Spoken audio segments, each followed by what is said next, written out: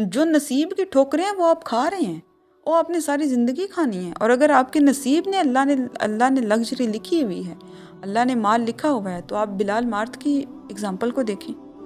جو بھائی بلال مارت ہیں ان کی اگزامپل کو دیکھیں، کیا پڑھے لکھے ہیں وہ، لیکن ان کا نصیب تھا، اللہ نے دے دیا۔ اور جن کا نصیب نہیں ہے وہ اتنی ڈگریاں کر کے ان کو نہیں مل رہا۔ تو خدا را ان ڈگریوں کے پیچھے، ان بڑی بڑی جو نام ہیں ان کے پیچھے کبھی بھی اپنے کردار کا، اپنی حیا کا، اپنے ایمان کا، اپنے سدھار کا، اپنے سلجھاؤ کا سودا نہ کریں۔ علم سلجھاؤ کے لیے ہے، علم کو عمل میں اگر ہم نہیں لے کر آئے تو کوئی فائدہ نہیں ہے۔ تو علم کو عمل میں لے کر آنا اور اسی طرح سے پھر اس کی پریکٹس کرنا۔ تو مجھے ہمیشہ سے، میں اپنی پھر وہی بات دہراؤں گی کہ مجھے ہمیشہ سے اس بات کے اوپر حیرانی رہی کہ ایسا کیوں ہے کہ ہم کاغذوں کی دوڑ تو جیت جاتے ہیں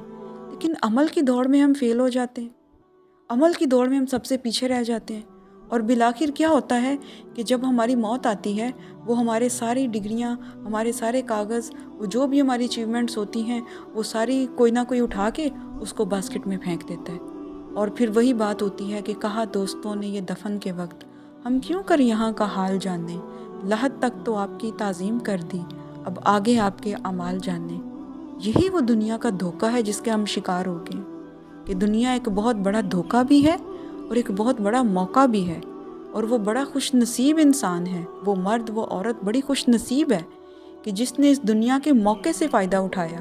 اس نے اپنی اس اصل کے اوپر نظر رکھی جو اس نے یہاں سے لے کے جانا ہے، اور جو اس کی ہمیشہ ہمیشہ کی خوشیوں کا ضامن ہے۔ اس نے ان اعمال پہ نظر رکھی، اس نے اپنے کردار پہ نظر رکھی، اپنی حیا پہ نظر رکھی، اپنے ایمان پہ، اپنی زبان کی سچائی پہ اس نے فوکس رکھا، باقی اس نے کسی چیز کو زیادہ امپورٹنس نہیں دی۔ اور بڑا ہی بد نصیب ہے وہ انسان کہ جو اس دنیا کے موقع سے فائدہ اٹھانے کی بجائے اس دنیا کے دھوکے کا شکار ہو گیا، یا اس دنیا کے دھوکے کا شکار ہو گئی۔ اور بالآخر اس نے ایسی چیزیں سمیٹیں جو ساری اس دنیا میں چھوڑ کے خالی ہاتھ جا کے قبر میں عذاب بھگت رہی ہے یا عذاب بھگت رہا ہے۔ بڑا ہی بد نصیب ہے وہ، بڑی ہی بد نصیب ہے۔ تو خدا را علم کے مقصد کو سمجھیں۔ علم کتابوں سے کاپیوں میں ٹرانسفر کر کے ڈگری لینے کا نام نہیں ہے، اور نہ ہی اپنی تعلیمی اسناد کو سب میں دکھا دکھا کے فخر کرنے کا نام ہے۔ علم کو عمل میں ڈالنا ضروری ہے، اور اگر علم آپ کے عمل میں نہیں آیا، علم نے آپ کے کردار کو نہیں سنوارا، آپ کی حیا کو اسٹیبلش نہیں کیا، آپ کی زبان کی سچائی کو اس نے نہیں اسٹیبلش کیا، آپ کے اندر مینرز نہیں ہیں، طور طریقے نہیں ہیں، آپ کے اندر ایٹیکیٹس نہیں ہیں، آپ کو انسانوں کو ساتھ لے کے چلنا نہیں آتا، آپ کا اللہ کے ساتھ کوئی کنیکشن نہیں ہے، اللہ کی مخلوق کے ساتھ نہیں آپ کو چلنا آتا، تو آپ نے کچھ بھی حاصل نہیں کیا۔ آپ کی یہ ساری اچیومنٹس محض ایک دھوکہ ہیں جس کی پٹی آپ کی آنکھوں پہ بندھی ہوئی ہے۔ جیسے ہی موت کا فرشتہ آئے گا یہ پٹی کھل جائے گی۔ اس لیے علم ضرور حاصل کریں۔ آخری بات کیا کہ بات ختم کروں گی، علم ضرور حاصل کریں،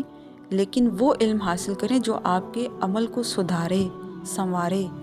جو آپ کے کردار کو بہتر بنائے، جو آپ کو بحیثیت انسان ایک بہترین انسان بنائے، جو آپ کو بحیثیت مسلمان ایک بہترین مسلمان بنائے۔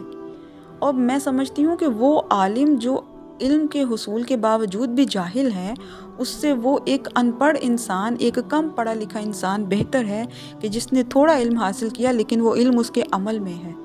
اور وہ اس کے عمل کو درست کیے ہوئے ہے، اور وہ اپنی اس درستگی کے اوپر استقامت کے ساتھ کھڑا ہے یا کھڑی ہے اور سٹیبل ہے، اور سال ہر سال سے اس کے اوپر عمل کر رہا ہے۔ اللہ کو یہ چیز زیادہ پسند ہے، اور یہی چیز انسان کی ویلیو بناتی ہے، دنیا میں بھی اور آخرت میں بھی۔